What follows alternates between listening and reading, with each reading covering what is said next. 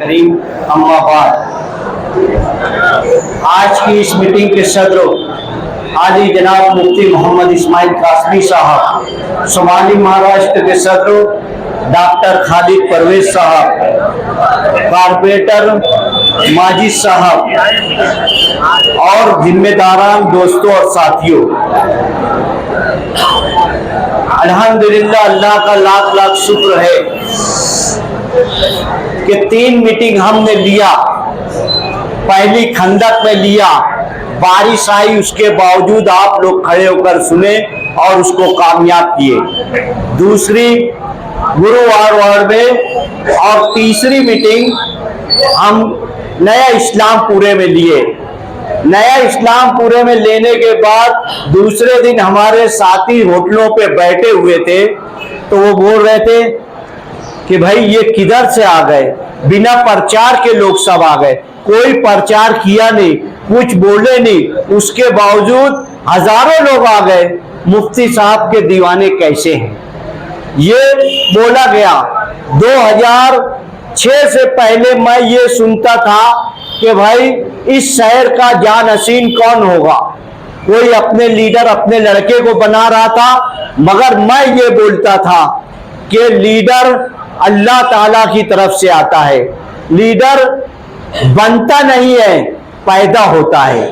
2006 का ब्लास्ट हुआ, हालात बिगड़े। मुफ्ती मोहम्मद इस्माइल कासमी साहब जो पुलिस की गाड़ी में बैठकर पूरी दुनिया को ये बताया कि हम अमन के अलमदार हैं, हम अमन कायम रखने वाले हैं, ये देखने के बाद अवाम ने ये फैसला किया कि हमारा अगला लीडर मुफ्ती मोहम्मद इस्माइल कासमी है।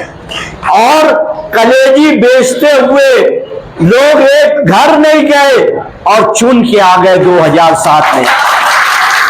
ऐसा माहौल था, मगर उसके बाद चालाकी की गई, सट्टे वालों से, जुए वालों से, नशा करने वालों का रुपया लेकर हमारी सपों में इंतशार पैदा किया गया, हमारे लोगों को खरीदने की कोशिश की गई और हमारे ऊपर हावी होकर कारपोरेशन पे कब्जा करके लूटते रहे पैसा और बांटते रहे।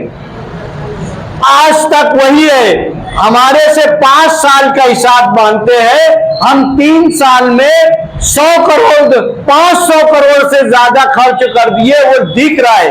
ये 7.5 साल कारपोरेशन का हिसाब नहीं दे पा रहे और हमसे हिसाब मांग रहे। मैं ये नौजवान जो खड़े हुए हैं, इन नौजवानों से गुजारिश करता हूं, और जो बुजुर्ग हैं वो अपने खानदान से ये बोले कि हमें इस शहर पे हमारे परिवार को बचाना है। देखिए, एक कारखाने में अंगार लग जाती है तो पहला, दूसरा, तीसरा, चौथा जल जाता है, जब तक अवाम जाकर बुझाती नहीं है। अगर नशे की लत अगर लग गई हमारे खानदान में, खुदा न करे ऐसा कुछ हो जाए, कल के हमारी बहन बेटियों के ऊपर आने वाला है। मैं नया इस्लामपुरे में कल बोला हूं, कल मैं होटलों पे बैठा था और ये बोला कि आपका एक ही मकसद रखो, सिर्फ एक मकसद, निहाल नगर, 55, गणेश नगर, आयशा नगर, जहां जहां भी गैर कानूनी काम करने वाले लोग हैं, उनको इस तरफ से बाहर निकालना है। देखिए, हमारे बाप दादा जो थे, 60 फुटी रोड पर एक थिएटर खुल रही थी, उसको बंद कराया। सकावत होटल के पास एक दारू की दुकान थी, उसको बंद कराया। जहां फेमस होटल है, वो दारू की दुकान हमारे लोगों ने बंद कराया। और जब ये एक लीडर जो नशा करने वालों की पुष्ट पनाही कर रहा है, पूरे शहर को बर्बाद करने के लिए कर रहा है, तो हमारा फर्ज बनता है कि हमारे आबा व अजदाद ने अगर शराब की दुकान बंद कराई है, तो हम एमडी पाउडर बेचने वाले, गांजा बेचने वाले, सट्टा चलाने वालों को जेल की 4 दीवारों में इंशाअल्लाह भिजाएंगे। आपका साथ रहा तो कब ले जाएंगे भाई?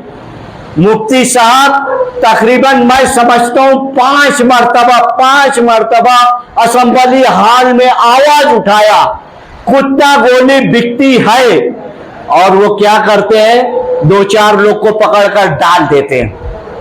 मगर हमारा लीडर बोला ना, आज जहां पर भी दावत हो रही है तो यही 2 नंबरी लोग पैसा पुरा रहे हैं, यही हमारी नस्ल को खराब करने के लिए हराम का पैसा खिला रहे हैं।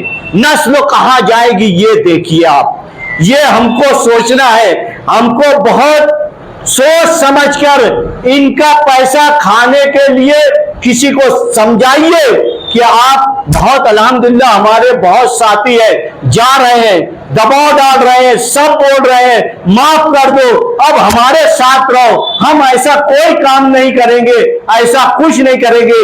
मेरे साथियों, जो साथियों से बात हुई वो बोला ये हमारे साथ ये किया, ये हमारी दुकान के साथ ये किया, ये हमारे को मारा था उस वक्त, तो जीतने के बाद भी मारे, हारने के बाद भी मारे।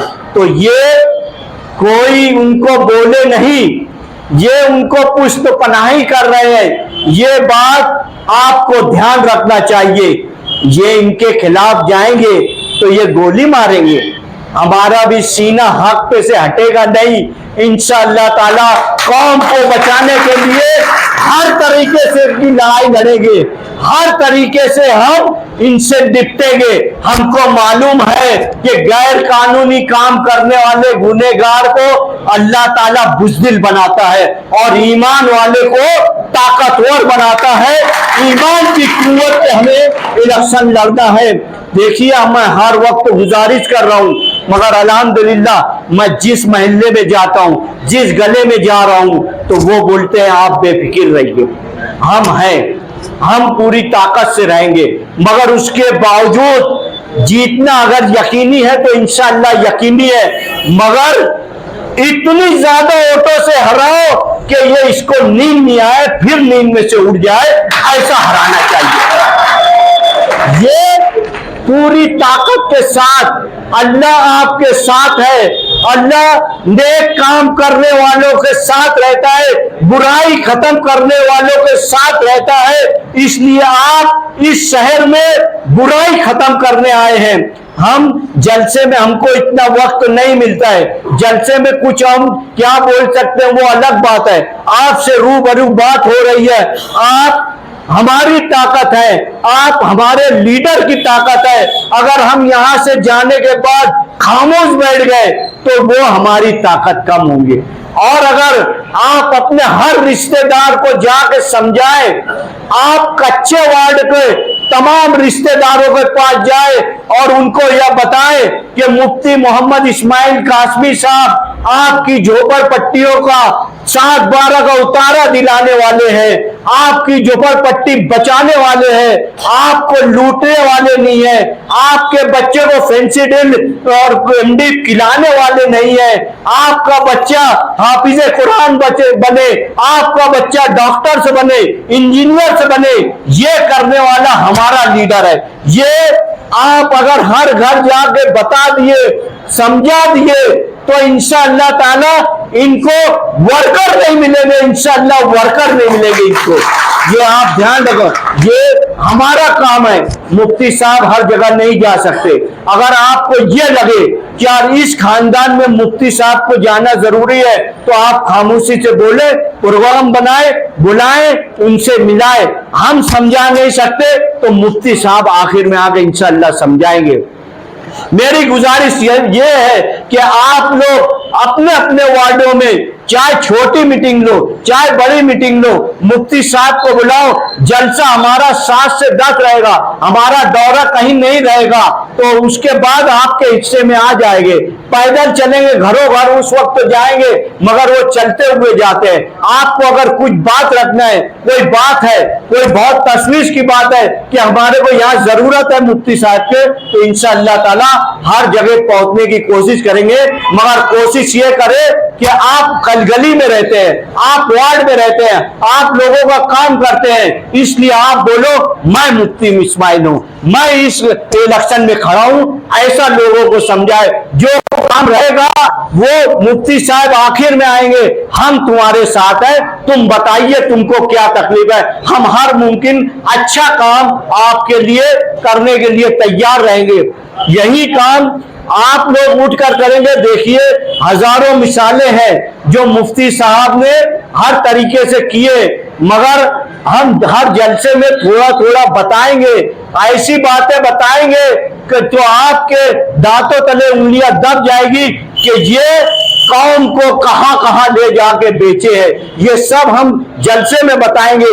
इनके खिलाफ जो जाता है उसको गोली मारते हैं, तलवार बताते हैं, पैसे से खरीदने की कोशिश करते हैं, मगर आप ईमान वाले हो, आप ऐसे लोग हो जो हर वक्त तो कौम के लिए खड़े रहने वाले लोग हो, और आपका लीडर भी कौम के लिए लड़ता है, कौम को बेचने के लिए नहीं लड़ता है। ये बात ध्यान रखो। मेरी गुजारिश यही है कि हमारे पास आज 32 दिन है, 32 दिनों में हम 24 घंटा 32 दिन हमारा एक मकसद रखे कि ये गली में हम सबको समझा दिए, अगली गली फिर आपका दोस्त कहाँ है, चल मैं ये कहता हूं।